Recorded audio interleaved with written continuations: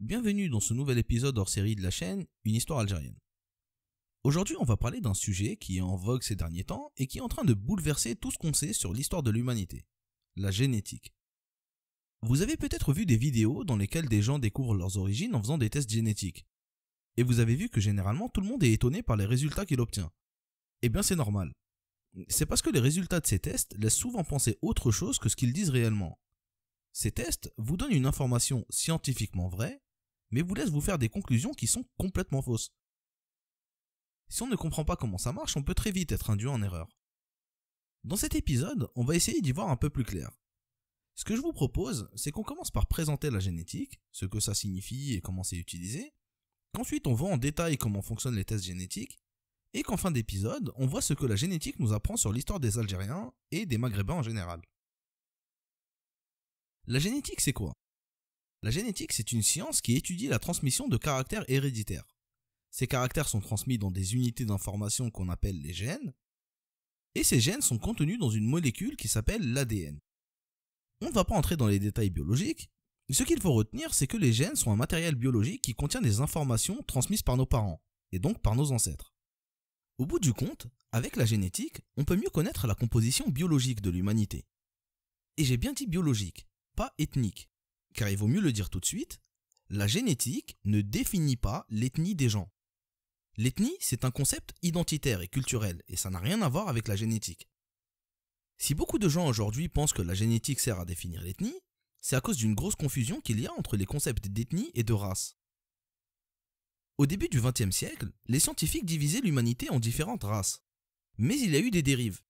La classification des races a donné lieu à des histoires de hiérarchie des races, de races supérieures et races inférieures, et ça a justifié des trucs complètement fous, comme l'esclavage, la colonisation et même des génocides.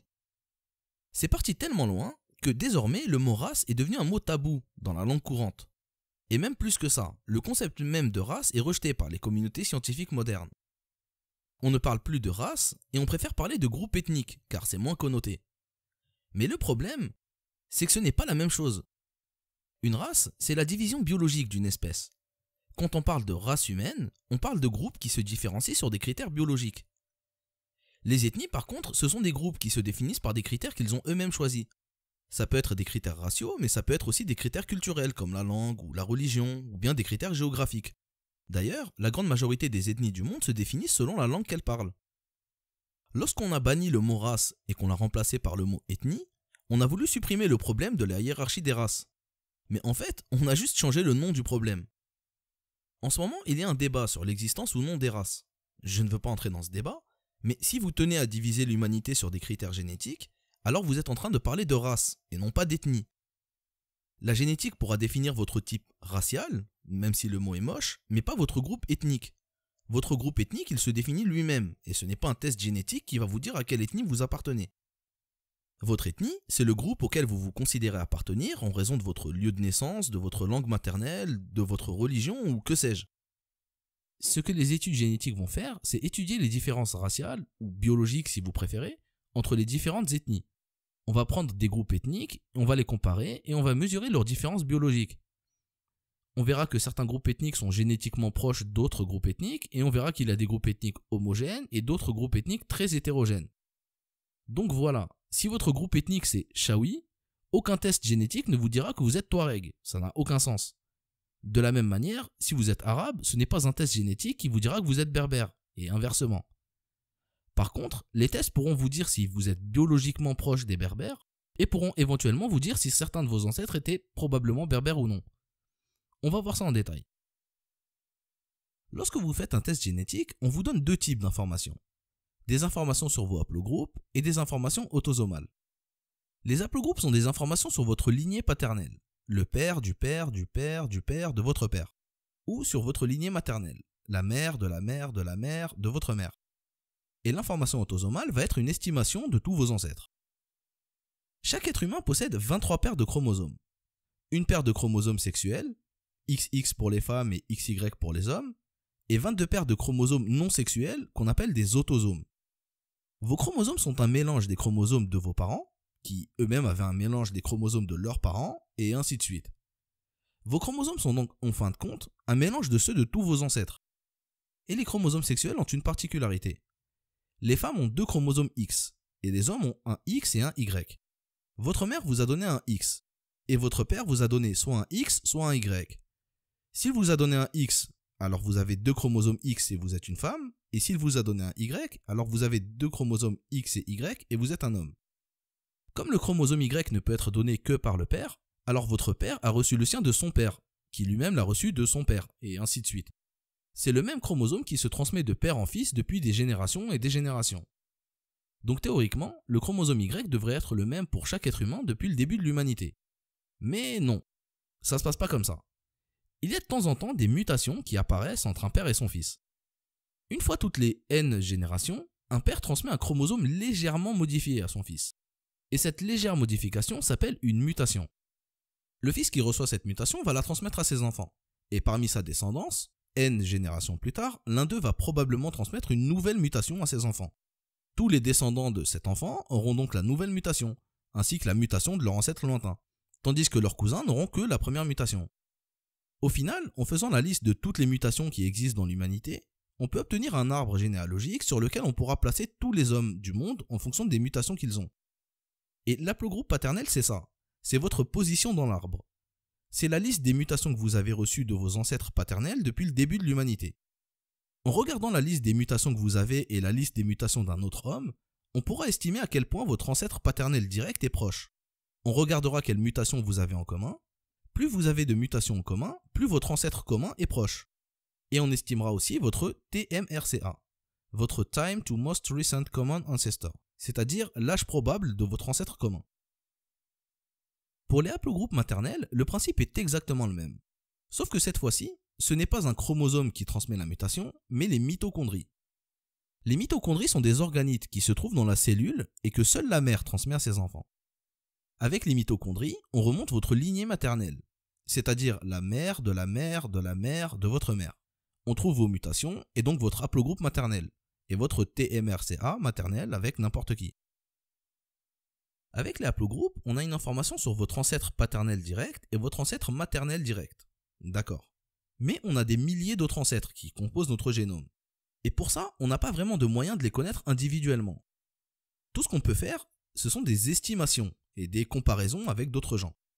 On peut soit comparer votre génome à celui d'un autre individu et estimer votre lien de parenté, soit comparer votre génome à celui d'un groupe de référence, un groupe ethnique par exemple, et estimer votre degré de ressemblance à tel ou tel groupe de référence. Les comparaisons individuelles, c'est plutôt fiable, mais les comparaisons par rapport au groupe, c'est à manipuler avec précaution. On va voir ça justement. Pour mesurer le degré de parenté entre vous et un autre individu, on va regarder la longueur des segments de chromosomes en commun. La longueur d'ADN commun se mesure en centimorganes. Plus il y a de centimorganes, plus les liens de parenté sont proches. Si vous avez 800 centimorganes de commun avec quelqu'un, alors vous partagez 11% de votre ADN. Et l'individu en question est sûrement votre cousin. Si vous avez 1700 centimorganes, alors c'est peut-être votre demi-frère, votre oncle, votre neveu, votre grand-parent ou votre petit-fils. À 2600 centimorganes, c'est votre frère. Et à 3500 centimorganes, eh bien la science est formelle, vous êtes le père de l'enfant. Ce genre de comparaison peut vous faire découvrir des lointains cousins dans des pays improbables. Et ça peut vous aider à découvrir votre famille biologique si vous ne la connaissez pas. Mais ça peut aussi vous faire découvrir des secrets de famille un peu gênants, donc faites attention quand même. Enfin bref. L'autre estimation qu'on peut faire avec votre génome, c'est le pourcentage de ressemblance à certains groupes. Pour ça, le laboratoire qui effectue votre test va constituer des groupes types, qui sont généralement des groupes ethniques ou géographiques, et il va essayer de retrouver une composition qui vous correspond. Et c'est là où ça devient très vite n'importe quoi. Quand vous faites un test, vous recevez des résultats avec des pourcentages étonnants. Vous allez recevoir par exemple 65% Maghreb, 30% Italie et 5% Nigeria. Et vous vous direz, waouh, j'ai 30% d'ancêtres d'Italie et 5% d'Afrique noire. Eh bien en fait non, pas du tout.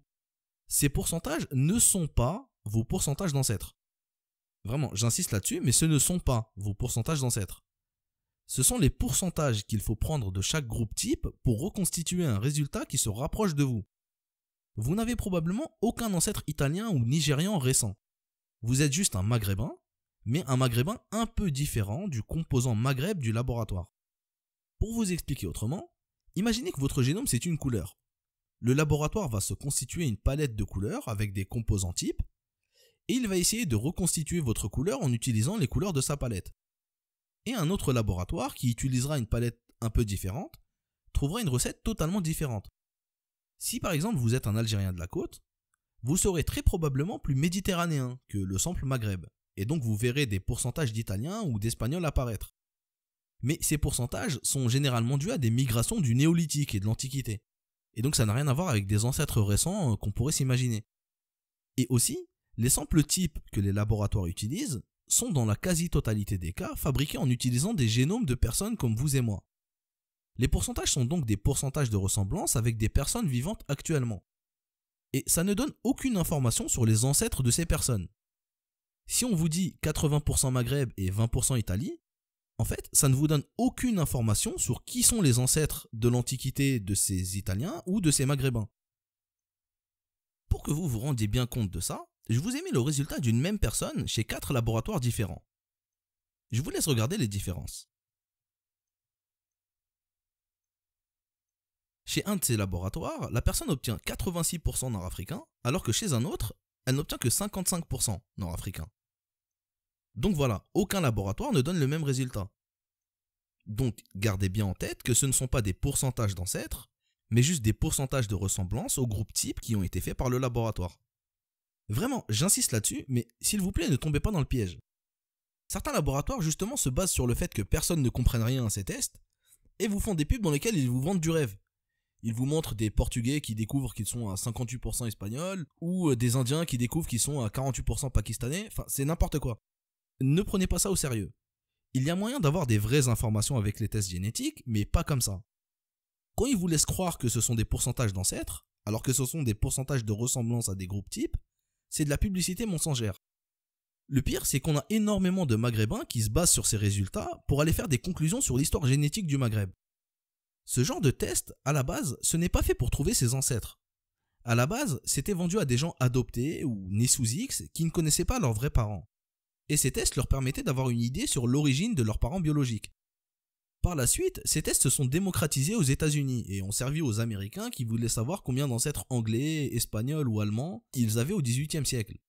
Bon, comme on parle d'ancêtres du XVIIIe siècle, donc d'ancêtres récents, et comme il n'y avait pas de composants américains dans la palette, alors les tests étaient relativement pertinents pour les Américains. Quand un Américain découvre qu'il a 80% anglais, c'est fort probable que 80% de ses ancêtres viennent d'Angleterre. Mais pour un Algérien qui veut connaître ses ancêtres récents ou lointains, ça n'a aucun intérêt. Quand on est Algérien, ce genre de test ne permet de connaître ni nos ancêtres récents, ni nos ancêtres anciens. On peut pas connaître nos ancêtres récents avec ça parce que les tests sont mal calibrés. Et généralement ils mettent une catégorie Maghreb fourre-tout, et pour peu qu'on soit de la côte, on se retrouve vite avec des pourcentages d'Italiens, qui n'ont rien à faire là. Et on ne peut pas connaître nos ancêtres anciens avec ça, car les groupes types sont faits avec des gens vivants actuellement. Et donc ça ne fait que des pourcentages de ressemblance, et non pas des pourcentages d'ancêtres. Pour estimer l'origine des ancêtres des Algériens, il existe heureusement d'autres méthodes. La première méthode, ça consiste à regarder la composition des haplogroupes. On avait vu tout à l'heure que l'haplogroupe d'un individu, c'était sa ligne paternelle ou sa ligne maternelle directe. Et on a vu que les haplogroupes de tous les êtres humains formaient un arbre en fonction des mutations qu'ils ont. En fonction des gens qui sont porteurs de chaque mutation, les scientifiques ont estimé l'âge et le lieu d'apparition de chaque mutation, et donc ont estimé les migrations des êtres humains à travers les âges. Et ils ont constitué un arbre qui rassemble toute l'humanité. Cet arbre s'appelle l'haplotrie. Je vous mets un lien pour voir cet arbre. Ce que vous voyez, c'est l'arbre généalogique des haplogroupes paternels. C'est un arbre très complexe, mais on peut passer en revue les grandes branches. Dans l'arbre des haplogroupes paternels, la mutation la plus ancienne qu'on ait trouvée, c'est la mutation A. Cette mutation est celle de l'Adam génétique, l'ancêtre de tous les êtres humains. Quand un individu a cette mutation A, mais n'a aucune autre mutation possible, on dit qu'il est d'aplogroupe A. En vrai, on appartient tous à l'aplogroupe A, car on a tous cette mutation. Mais dans le langage courant, quand on dit que quelqu'un est d'aplogroupe A, on sous-entend qu'il n'a pas d'autre mutation connue. Et la plupart des gens qui sont d'aplogroupe A sont originaires d'Afrique noire. Et c'est un des éléments qui fait dire aux scientifiques que l'homme est apparu en Afrique. Après la mutation A, il y a eu 2 mutations, des mutations sœurs. Toutes les deux apparues, selon les estimations, il y a environ 88 000 ans. Ces 2 mutations sont la mutation B et la mutation CT. La mutation B est surtout répandue en Afrique noire et dans la péninsule arabique. Par contre, la mutation CT est dispersée partout sur la Terre. Et on pense que l'homme s'est dispersé à partir de cette mutation CT. CT a donné 4 grandes branches, toutes les 4 formées il y a 65 000 ans. C, D, E et F. C et D sont des branches qu'on trouve beaucoup chez les Asiatiques. E est une branche africaine et F est une branche eurasienne. En dessous de la branche F, on trouve une multitude de sous-branches. On a par exemple la branche G, qui est probablement née dans le Caucase et qui s'est répandue un peu partout. On a aussi les branches J, L et T, qui sont répandues au Moyen-Orient. Les branches I et R qu'on retrouve beaucoup en Europe. La branche H qu'on retrouve en Inde, ou encore M, N, O, Q, S qu'on trouve en Asie, en Sibérie et chez les Indiens d'Amérique. Bien sûr, ce que je dis là sont des généralités. Vous pouvez très bien appartenir à n'importe laquelle de ces branches et être algérien quand même. C'est juste que c'est un peu plus rare. Ce qui est moins rare quand on est algérien, c'est l'aplogroupe E. Parmi les 4 grandes sous-branches de la branche CT, c'est la branche E qu'on trouve le plus en Algérie, et même en Afrique de manière générale. Le lieu de naissance de cette branche est débattu. On se demande si les 4 branches C, D, E, F sont nées en dehors de l'Afrique et que seul E est revenu en Afrique, ou bien si E est la seule branche à n'être jamais sortie d'Afrique. À l'heure actuelle, il est admis que la branche E est née en Afrique et que seul un petit nombre de sous-branches de E ont quitté le continent. Il y a 4 grandes sous-branches de E. EM33, EM2, EM35 et EM75, qu'on appelait jadis E1A, E1B1A, E1B1B et E2. Toutes ces branches sont concentrées en Afrique noire, sauf la branche EM35. La branche EM35 se trouve en Afrique du Nord, en Afrique de l'Est, au Proche-Orient et un peu au sud de l'Europe. Cette branche est apparue il y a 35 000 ans, très probablement en Afrique du Nord ou Afrique de l'Est. Mais le TMRCA de cette branche, l'ancêtre commun de tous les EM35, est âgé de 24 000 ans. Donc c'est possible qu'il y ait eu une grande dispersion il y a 24 000 ans. La branche EM35 se subdivise elle-même en une multitude de sous-branches. Mais 3 de ces sous-branches sont notables. EM123, EM78 et EM81.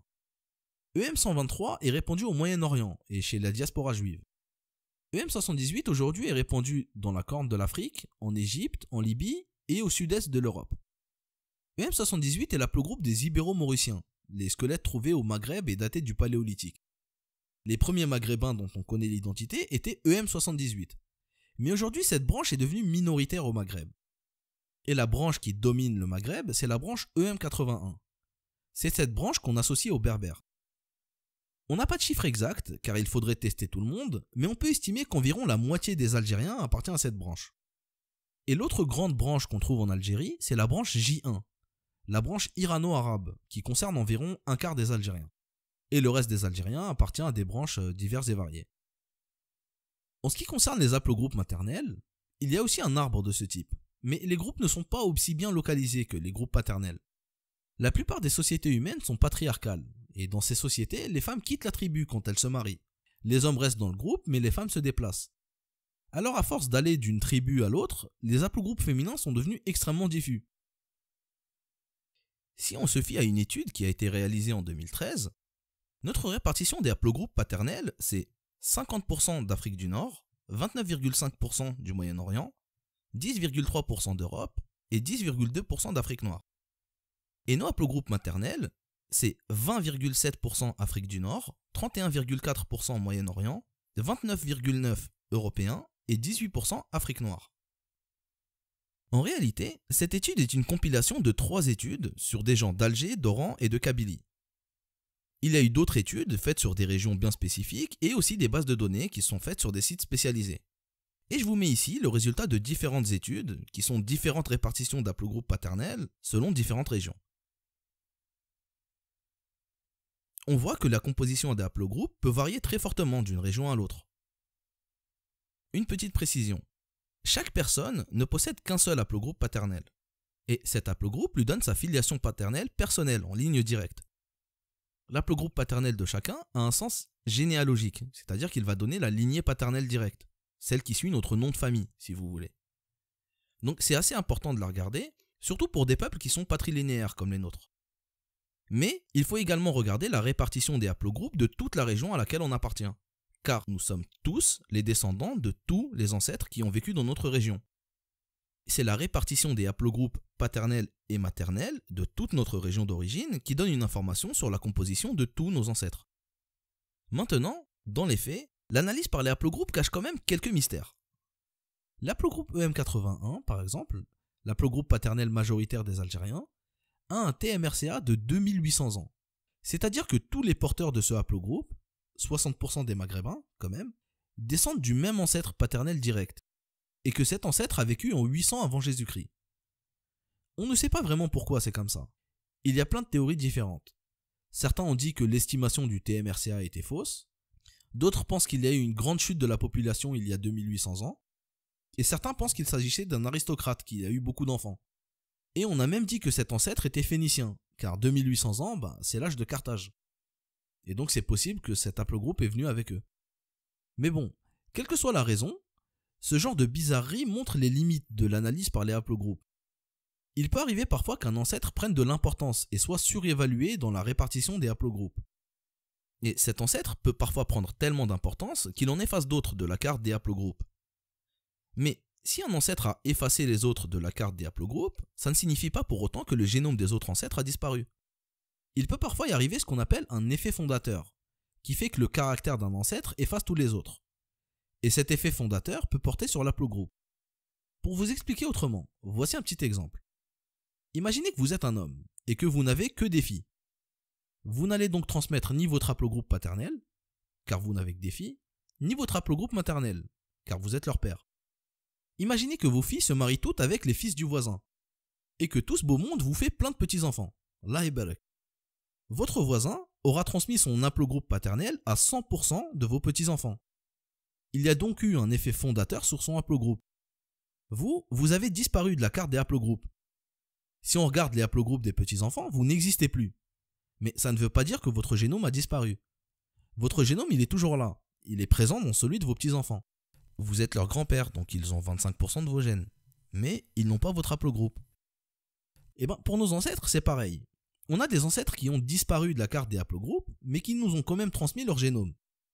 Il va falloir trouver un autre moyen que la répartition des haplogroupes pour estimer la totalité de nos ancêtres. Et ce moyen existe. Tout à l'heure, on avait parlé des tests autosomaux, qui consistaient à comparer le génome de quelqu'un à des génomes de groupes types. On pouvait fabriquer une palette de groupes de référence et essayer de constituer le génome de la personne qu'on analyse. Et en faisant ça, on aurait eu un certain pourcentage de ressemblance avec les groupes de référence. On avait vu que les laboratoires utilisaient en guise de groupe de référence des personnes vivantes actuellement, et que ça donnait au final des pourcentages de ressemblance avec des gens vivant actuellement. Eh bien, si au lieu de prendre pour groupe de référence des peuples modernes, on prenait de l'ADN prélevé sur des squelettes préhistoriques, on aurait des pourcentages de ressemblance avec des vrais ancêtres. Et donc, on aurait une idée plus précise sur notre vraie composition ancestrale. Je vous mets ici un lien vers un site internet qui recense tous les squelettes qui ont été trouvés par des archéologues et dont l'ADN a été séquencé. L'ADN de ces squelettes est très précieux pour comprendre les mouvements des populations à travers le monde et à travers les âges. Et donc pour comprendre notre histoire anthropologique. Quels sont les différents peuples qui sont venus dans notre région et qui nous constituent. Il existe différentes études sur la question, des études sur lesquelles on reviendra plus tard. Mais depuis quelque temps, il y a une possibilité pour que vous alliez tout seul vous faire vos propres modèles et mesurer ce que vous voulez. En d'autres termes, pour que vous alliez vous-même constituer votre propre palette de groupes de référence et que vous alliez analyser ce que vous souhaitez. Pour ça, je vais vous parler d'un outil qui devient en ce moment une référence dans le petit monde de la génétique, c'est le Global 25 de Eurogen. Il s'agit d'un outil d'analyse de données génétiques qui se base sur une méthode statistique qui s'appelle la PCA, analyse en composantes principales. Son objectif est de pouvoir comparer facilement entre eux les génomes de plusieurs individus ou groupes d'individus. Et avec ça, on peut faire toutes sortes d'opérations qui étaient auparavant impossibles à faire pour les amateurs. On va pouvoir faire les mêmes calculs que ceux qui étaient faits par des laboratoires d'études, mais en construisant nos propres modèles. Je vous propose qu'on aille voir ce que ça donne. Voilà, je vous invite à aller à l'adresse qui s'affiche. Ce site est un outil pour faire vos propres modèles sur le Global 25. On va comparer le génome d'Algériens modernes au génome d'ancêtres préhistoriques. Dans la première cellule, on va constituer notre palette. Dans cet outil, on a le droit de comparer un génome par rapport à 4 groupes de référence. En gros, on a le droit à une palette de 4 couleurs. Je vous propose de prendre 4 composants assez représentatifs des grandes origines. On va prendre un composant du Maghreb, un du Proche-Orient, un du sud de l'Europe et un d'Afrique noire. C'est a priori les origines les plus probables de nos ancêtres.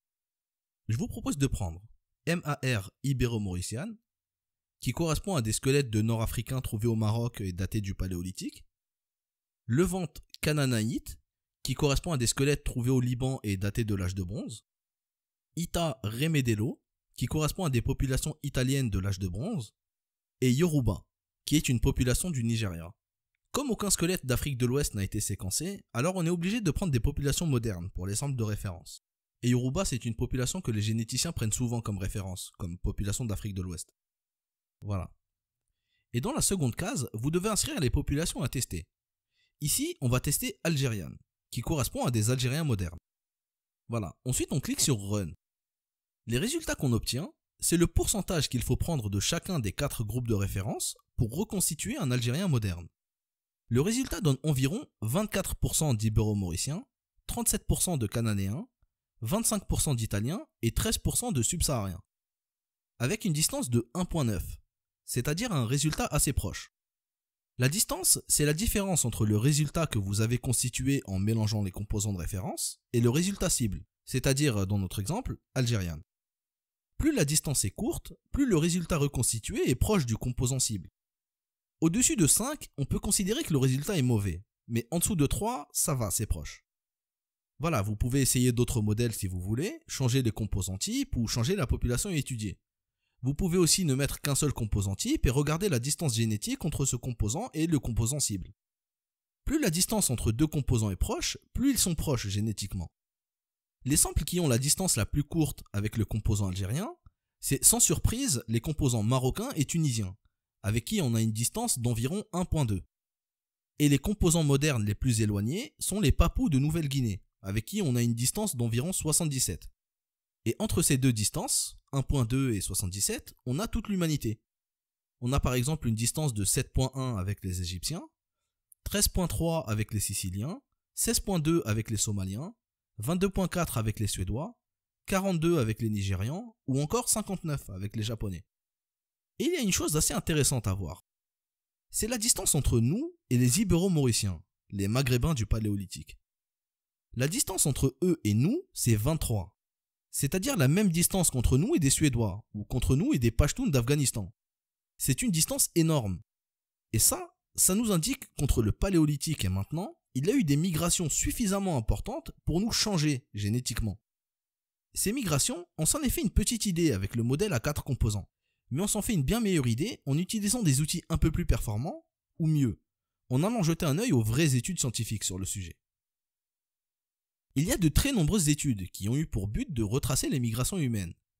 Ces études ne sont pas toujours d'accord entre elles, mais en les recoupant, on peut arriver à des conclusions assez intéressantes.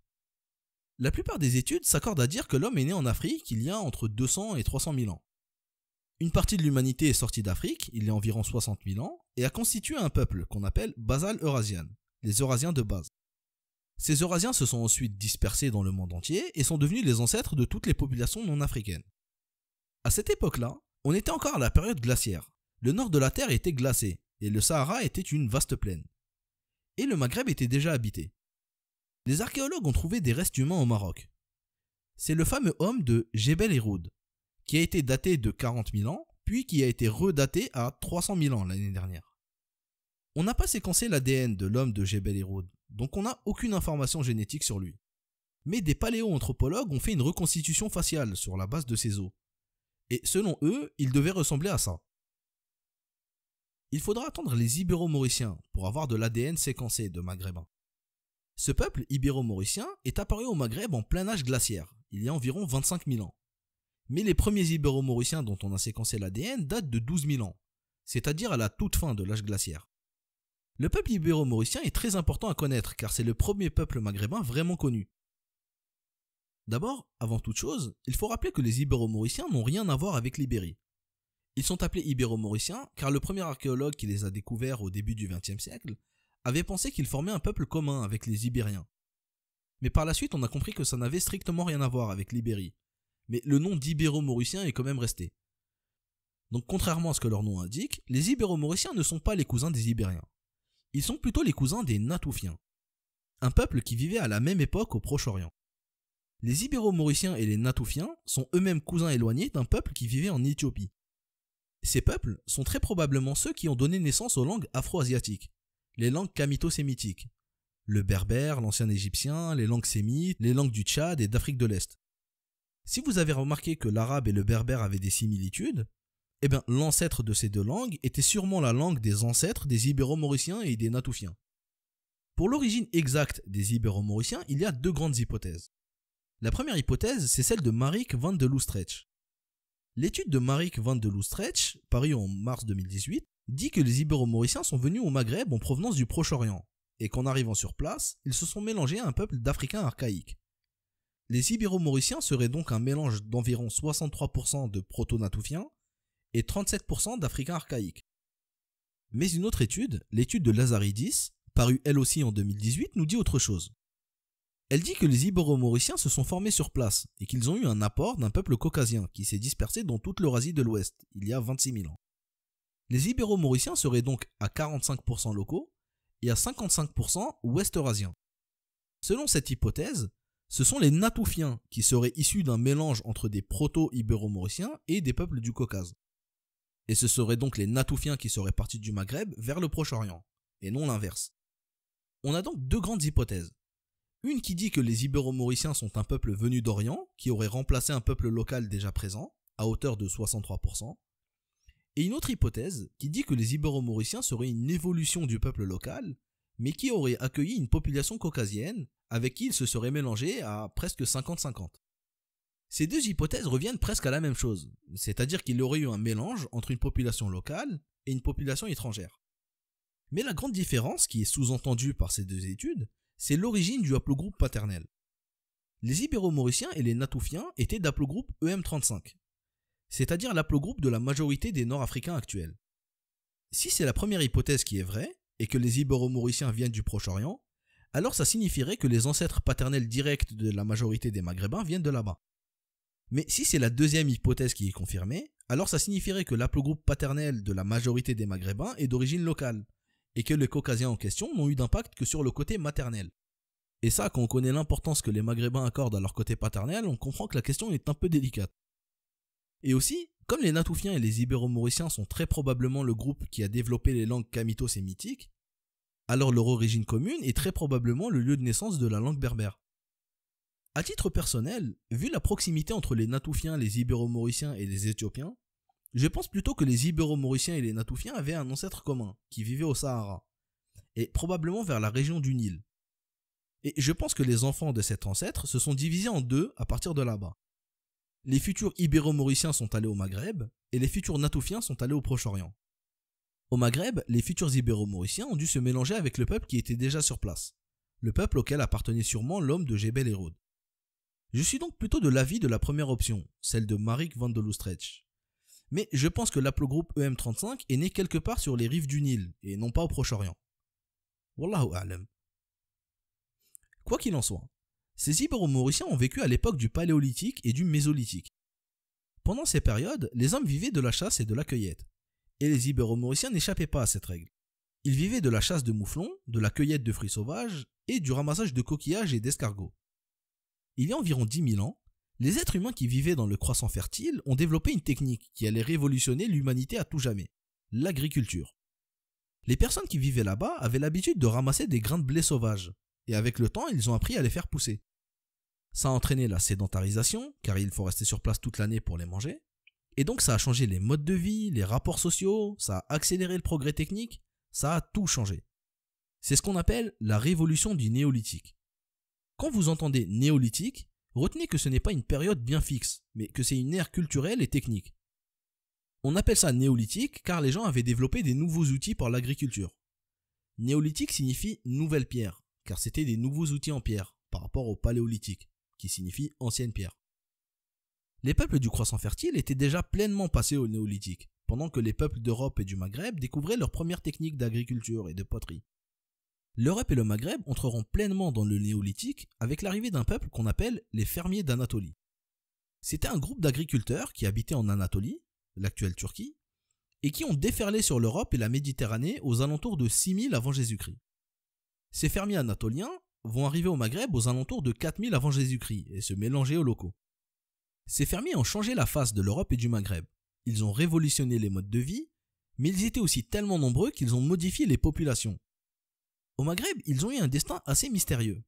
Leur génome est resté très présent dans celui des Maghrébins actuels. Chez certains Algériens, la part de ces fermiers anatoliens est même supérieure à la part d'Ibéro-Mauriciens. Mais par contre, leurs haplogroupes paternels ont quasiment disparu du Maghreb. Ça laisse penser que ces fermiers d'Anatolie ont subi une forte mortalité, peut-être des maladies ou un génocide.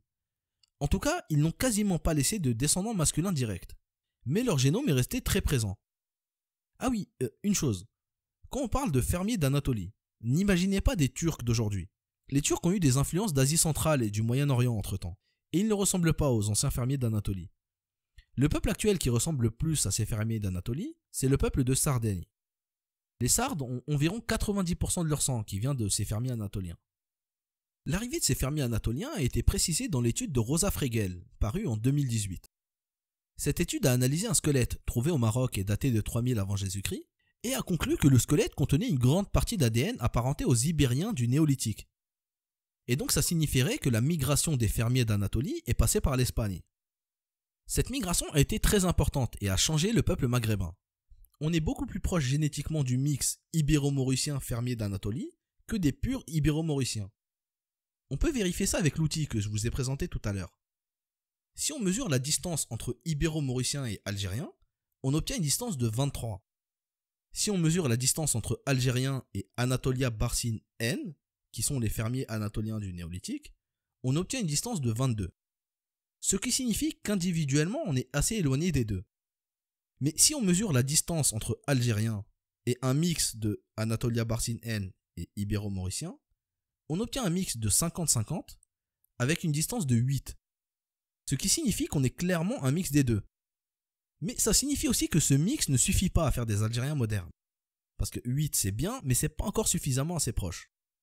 Pour avoir des Algériens modernes, il faut encore ajouter autre chose.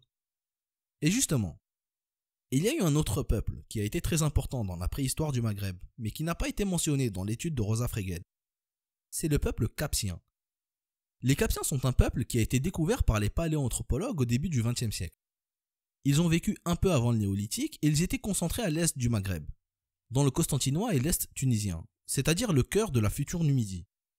Les Capsiens ne se sont pas installés sur la façade méditerranéenne, mais plutôt à l'intérieur des terres, et ils se sont dispersés le long de l'Atlas saharien. Malheureusement, aucun ADN capsien n'a été séquencé, et donc on est obligé de faire des suppositions. Les squelettes et les outils des Capsiens, qui ont été trouvés par les archéologues, ressemblaient beaucoup à ce qu'il y avait au Proche-Orient à la même époque. Et les archéologues ont donc pensé qu'il y a un lien entre les Capsiens et le Proche-Orient. Eh bien on va vérifier ça. Je vous propose de reprendre l'outil que je vous ai présenté tout à l'heure. On va utiliser cet outil pour vérifier si, en ajoutant une composante proche-orientale, on se rapproche de ce que sont les Maghrébins. Mais avant de faire ça, il faut d'abord prendre une précaution. L'éventuelle part de sang proche-oriental qu'on va trouver peut être due aux migrations arabes à l'époque de l'islam. Mais ce n'est pas ce qu'on cherche pour l'instant. Ici, ce qu'on veut savoir, c'est s'il y a eu des migrations proche-orientales avant l'islam. Pour être sûr et certain que la part qu'on trouve n'est pas due aux migrations arabes de l'islam, il va falloir mener notre analyse sur un peuple dont on est sûr qu'il n'a pas été touché par ces vagues. On va donc mener notre analyse sur les Guanches. Qui sont les Guanches ? Les Guanches sont un peuple qui a vécu dans les îles Canaries, des îles au large du Maroc. Selon les estimations, les Guanches auraient peuplé les îles Canaries après le Néolithique, mais avant l'époque carthaginoise. Les Guanches sont un peuple berbère. Leur langue était un dialecte berbère. Les archéologues ont trouvé de nombreuses inscriptions libyques là-bas, et c'est ce qui nous fait dire qu'ils avaient la langue berbère. Les Guanches ont une particularité.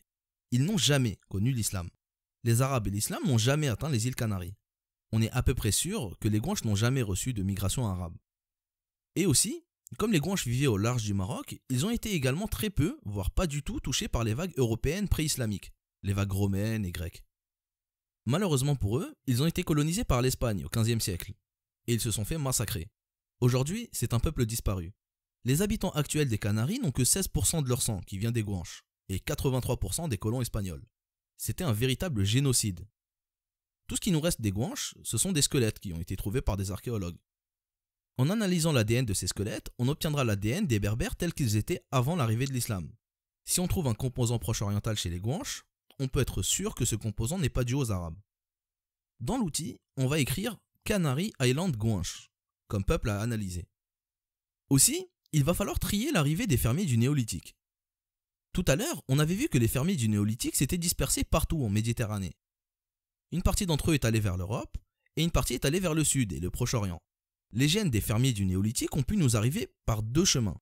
Par l'Europe, et notamment par l'Espagne, comme l'a dit l'étude de Rosa Fregel, mais aussi par le Proche-Orient, car les Proche-Orientaux du néolithique avaient déjà incorporé les gènes des fermiers d'Anatolie. Les Proche-Orientaux sont un mélange de Natoufiens, de fermiers d'Anatolie et de peuples du Caucase. Donc, dans notre analyse, on va distinguer les fermiers qui sont passés par l'Ibérie des fermiers qui sont passés par le Proche-Orient. On va donc mettre les 4 composantes suivantes. Ibéro-Mauriciens, qui sont les Maghrébins pure souche du Paléolithique. Ibéria-N, qui sont des fermiers d'Anatolie installés en Espagne. Levante Canaanaïte, qui sont des Proche-Orientaux, et donc un mélange de fermiers du Néolithique et de Natoufiens. Et Yoruba, qui représentent les populations d'Afrique de l'Ouest. Et là, on obtient un mix avec une distance de 2.1, ce qui ressemble beaucoup plus à la réalité. Dans ce mix, on a des parts d'environ 33% d'Ibéro-Mauriciens et d'Ibéria-N, 27% de Proche-Orientaux et 7% d'Afrique noire. Ces résultats sont la confirmation qu'il y a eu une grande vague, ou plusieurs vagues, en provenance du Proche-Orient à l'époque pré-islamique. Cette analyse génétique ne contredit donc pas les archéologues qui trouvaient des similitudes entre les Capsiens et les Proche-Orientaux. Mais, comme on n'a pas séquencé d'ADN capsien, alors on ne peut pas définitivement dire que les Capsiens étaient des Proche-Orientaux. Et on ne peut donc pas affirmer avec certitude la date de la migration proche-orientale. On peut juste dire qu'elle a eu lieu après le Paléolithique et avant l'islam. En attendant que l'ADN capsien soit séquencé, je vois 3 possibilités. Soit les Capsiens étaient des Proche-Orientaux, et donc la vague migratoire en provenance du Proche-Orient a eu lieu un peu avant le Néolithique. Soit les Capsiens n'étaient pas du tout Proche-Orientaux, et donc ça voudrait dire que la vague migratoire proche-orientale a eu lieu plus tard, à l'âge de bronze ou à l'époque des royaumes égyptiens pharaoniques. Soit, et c'est mon avis, il y a eu plusieurs vagues en provenance du Proche-Orient à différentes époques. La réponse à cette question pourrait éclaircir beaucoup de choses. La proximité entre l'alphabet tifinagh et l'alphabet proto-sinaïtique, l'origine de certains haplogroupes maghrébins, et peut-être même l'origine de la langue berbère actuelle. Est-ce que le berbère était déjà parlé par les Ibéro-Mauriciens et a été adopté par les Capsiens? Ou bien est-ce que les Ibéro-Mauriciens parlaient une langue un peu différente, mais qui a disparu et a été remplacée par la langue berbère apportée par les Capsiens? Ou bien est-ce que le berbère est un mélange de 2 langues? Allahu a'lam. Les résultats qu'on a trouvés sur les Guanches donnent une idée sur ce qu'étaient les berbères avant l'islam, et voire même avant l'Antiquité. Jusque-là, pour définir l'origine des berbères, on n'avait que des suppositions et des histoires légendaires. Mais avec la génétique, on en sait beaucoup plus. Donc voilà, pour résumer et pour répondre à la fameuse question que tout le monde se pose, à savoir d'où viennent les berbères, ce que la génétique répond, c'est de plusieurs endroits à la fois. Il y a d'abord eu un peuple africain archaïque, qui vivait là depuis toujours. Ce peuple a été envahi et remplacé par un peuple de proto-ibéro-mauriciens venus de l'Est, du Proche-Orient ou de la vallée du Nil. Les proto-ibéro-mauriciens et les Africains archaïques se sont mélangés et ont formé le peuple ibéro-mauricien. Ce peuple, ibéro-mauricien, a accueilli un peuple de fermiers d'Anatolie qui est passé par l'Europe et qui a laissé sa marque partout en Méditerranée. Au même moment, une autre grande vague migratoire est venue du Proche-Orient. Cette vague proche-orientale est très probablement liée aux Capsiens, qui s'étaient installés dans les Aurès et l'Atlas saharien.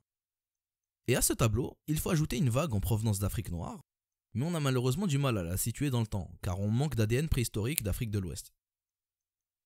On peut s'interroger sur 2 choses. Laquelle de ces vagues a apporté l'aplogroupe EM81, l'aplogroupe majoritaire chez les Berbères, et laquelle de ces vagues a apporté la langue berbère, qui est le pilier de la culture. Pour ce qui est de l'aplogroupe EM81, il est fort probable qu'il soit venu avec les Ibéro-Mauriciens. Les archéologues ont trouvé des squelettes du Maroc datés de 5000 avant Jésus-Christ. Ces squelettes se sont avérés avoir un haplogroupe très proche du EM81 et un génome très proche des Ibéro-Mauriciens. On peut les considérer comme des descendants des Ibéro-Mauriciens. Il est donc très vraisemblable que l'ancêtre des EM81 soit venu avec la vague des Ibéro-Mauriciens. Wallahu a'lam. Et quant à la langue berbère, il semble qu'elle a été amenée par une vague proche-orientale de la fin du Néolithique ou du début de l'âge de bronze. Un linguiste qui s'appelle Roger Blanch a publié une étude en 2012 qui étudie la structure grammaticale de la langue berbère. Selon lui, le berbère et les langues sémites appartiendraient à un même sous-groupe au sein même de la grande famille des langues afro-asiatiques. Le berbère s'est selon lui exporté en Afrique du Nord entre 3000 et 2000 avant Jésus-Christ. il a été amené par des populations d'éleveurs de bétail. Et toujours selon lui, la langue berbère aurait remplacé les autres langues nord-africaines au tout début de la période romaine. Si on se fie à cette étude, alors c'est une vague proche-orientale du début de l'âge de bronze qui aurait amené la langue berbère. Les populations présentes avant cette date parlaient donc probablement d'autres langues. Les Ibéro-Mauriciens, par exemple, devaient donc très probablement parler une langue afro-asiatique, mais une langue afro-asiatique différente du berbère et qui aurait disparu aujourd'hui. Voilà, ces vagues migratoires forment le peuple autochtone du Maghreb qui était présent avant que les historiens ne se mettent à témoigner. Mais bien sûr, il y aura d'autres vagues migratoires à des périodes plus récentes, des périodes que l'on connaît beaucoup mieux historiquement.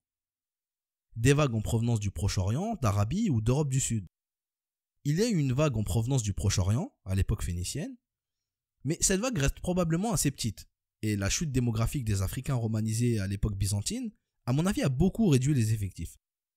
Il y a eu des vagues européennes à plusieurs époques, une à la période romaine, une à la période vandale, mais à mon avis ces vagues-là étaient limitées, et une qui a été sous-estimée, c'est la vague de la période ottomane.